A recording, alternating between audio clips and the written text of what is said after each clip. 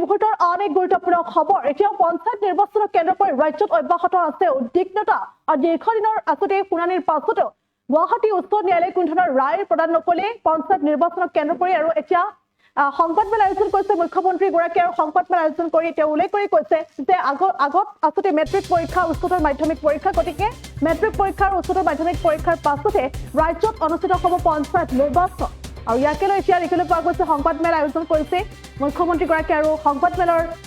মাধ্যমেৰে আসলে এই কথা ঘোষণা কৰিছে মুখ্যমন্ত্ৰী গৰাকী আৰু এইদৰে এতিয়া দেখিবলৈ পোৱা গৈছে পঞ্চায়ত নিৰ্বাচনক কেন্দ্ৰ কৰি এতিয়া ৰাজ্যত উদ্বিগ্নতা অব্যাহত আছে আৰু দীৰ্ঘ শুনানিৰ পিছতো গুৱাহাটী হাইকোৰ্টে পঞ্চায়ত নিৰ্বাচনৰ ক্ষেত্ৰত কোনো ধৰণৰ ৰায় নিদিলে আৰু তাৰ পাছতে এইদৰে মুখ্যমন্ত্ৰী গৰাকীয়ে মন্তব্য কৰিছে তেওঁ কৈছে যে মেট্ৰিক আৰু হায়াৰ ছেকেণ্ডাৰী পৰীক্ষাৰ পাছতে ৰাজ্যত অনুষ্ঠিত হ'ব পঞ্চায়ত নিৰ্বাচন আৰু দীৰ্ঘ শুনানিৰ পিছতো আসতে পঞ্চায়ত নিৰ্বাচন সন্দৰ্ভত গুৱাহাটী উচ্চ ন্যায়ালয়ে কোনো ধৰণৰ ৰায় প্ৰদান নকৰিলে আৰু পঞ্চায়ত নিৰ্বাচনক লৈ যিসমূহ গোচৰ ৰুজু হৈছিল এই গোচৰ ৰুজুৰ ভিত্তিতে কেইবাদিনো ধৰি আসতে ধাৰাবাহিকভাৱে শুনানি চলিছিল উচ্চ ন্যায়ালয়ত আৰু উচ্চ ন্যায়ালয়ৰ মজিয়াত পঞ্চায়ত নিৰ্বাচনক কেন্দ্ৰ কৰি যিসমূহ গোচৰ ৰুজু হৈছিল এই গোচৰসমূহৰ ভিত্তিতে কেইবাদিনো ধৰি ধাৰাবাহিকভাৱে শুনানি চলিছিল তৎসত্ত্বেও কিন্তু গুৱাহাটী উচ্চ ন্যায়ালয়ে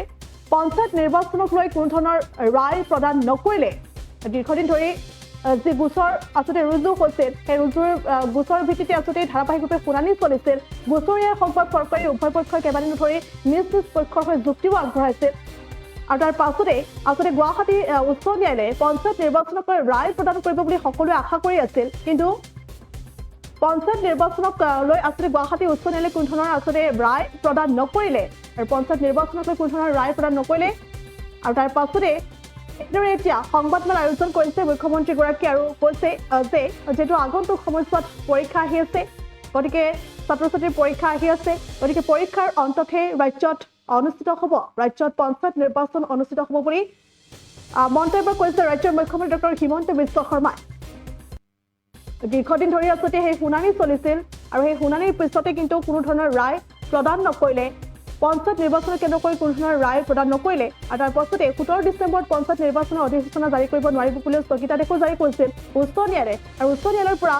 আসলে কোনো ৰায় নহাত পঞ্চায়ত নিৰ্বাচনক লৈ এতিয়া এইদৰেও বৰ্তমান ৰাজ্যত অচলাৱস্থা অব্যাহত আছে আৰু লগতে কোৱা হৈছে যে নিশা আসলে 12 বজাৰ ভিতৰত উচ্চ ন্যায়ালয়ৰ পৰা আসলে কোনো ধৰণৰ নিৰ্দেশনা নাহিলে মেট্ৰিক আৰু উচ্চতৰ মাধ্যমিক চূড়ান্ত বৰ্ষৰ পৰীক্ষাৰ পিছতহে ৰাজ্যত পঞ্চায়ত নিৰ্বাচন অনুষ্ঠিত হ'ব বুলি মুখ্যমন্ত্ৰীগৰাকীয়ে ব্যক্ত কৰিছিল আৰু সেই কথা এতিয়া সামাজিক মাধ্যমত উল্লেখ কৰিছে মুখ্যমন্ত্ৰীগৰাকীয়ে মুহূৰ্তত ভাষ্য আহি পৰিছে আমি দৰ্শকলৈ আগবঢ়াম আজি যদি ৰাতি 12টাৰ আগতে আমি জাজমেণ্টটো নাপাওঁ পজিটিভ বা নিগেটিভ যি নহওক তেতিয়াহ'লে আমি পঞ্চায়ত ইলেকশ্যনটো একেবাৰে মেট্ৰিক বা হায়াৰ ছেকেণ্ডাৰী পৰীক্ষাৰ পিছলৈকে লৈ যাব লাগিব কাৰণ 14 ফেব্ৰুৱাৰীৰ পৰা মেট্ৰিক আৰু হায়াৰ ছেকেণ্ডাৰী আৰম্ভ হ'ব আৰু যদি এবাৰ ইলেকশ্যন কৰিলে একমাহ সময় লাগে নটিফিকেশ্যনৰ পৰা আৰু দুটা ফেজত কৰিলে আজি হ'ল 10 তাৰিখ 10 ফেব্ৰুৱাৰীত এটা হ'ব পাৰে 12 ফেব্ৰুৱাৰীত এটা ইলেকশ্যন হ'ব পাৰে কিন্তু আজি যদি ৰাতি 12টাৰ আগতে যদি হাইকোৰ্টৰ পৰা অৰ্ডাৰটো ওলাই নাহে আৰু পিছৰ 10 দিনো হাইকোৰ্ট বন্ধ আছে গতিকে তাৰ পৰিপ্ৰেক্ষিতত মই ভাবো যে পঞ্চায়ত ইলেকশ্যন পতাটো অসম্ভৱ হৈ পৰিব কাৰণ মেট্ৰিক আৰু হাই ছেকেণ্ডাৰী পৰীক্ষাৰ মাজত পঞ্চায়ত ইলেকশ্যন পাতিব পৰা নাযাব গতিকে যিসকলে মোক সুধি আছে যে পঞ্চায়ত ইলেকশ্যন কেতিয়া হ'ব মোৰ উত্তৰ এইটোৱে যে চৰকাৰে আজি 3 দিন ধৰি আৰু কেছবিলাক হৈছে অকল এটা কৰিমগঞ্জ জিলাৰ 19খন পঞ্চায়ত লৈ বাকী অসমখন ইয়াৰ লগত জড়িতই নাই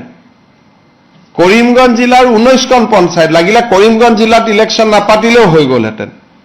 বাকি জায়গাখিনিত ইলেকশ্যন পাতিব আমি অনুমতিটো পালে আমি ইলেকশ্যন পাতি দিলোহেঁতেন এই 12টা বজালৈকে আমি অপেক্ষা কৰিম কিন্তু আজি যদি ৰাতি 12টা বজাৰ ভিতৰত যদি নাহেগৈ হাইকোৰ্টৰ পৰা তেতিয়াহ'লে মই ভাবো যে মেট্ৰিক আৰু হায়াৰ ছেকেণ্ডাৰী পৰীক্ষাৰ আগত ইলেকশ্যন হোৱাটো অসম্ভৱ হৈ পৰিব আৰু এই ইলেকশ্যনো পিছুৱাবৰ কাৰণে কোনে লাগি আছে কংগ্ৰেছ দলৰ কৰিমগঞ্জ দলৰ প্ৰাৰ্থী হাফিজ ৰফিজ আহমেদ চৌধুৰীয়ে গোটেই কেছটো কৰি আছে আৰু তাৰ পৰা বুজা যায় যে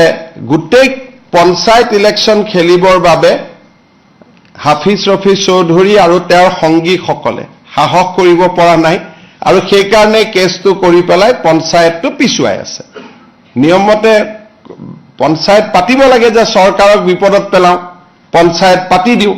কিন্তু ইয়াত ওলোটা হৈছে যে বিৰোধী পক্ষৰ একাংশই কাৰণ হাফিজ ৰফিজ চৌধুৰী কংগ্ৰেছ দলৰ অফিচিয়েল কেণ্ডিডেট হয় আজি যদি আমি পঞ্চায়ত ইলেকশ্যন ঘোষণা কৰোঁ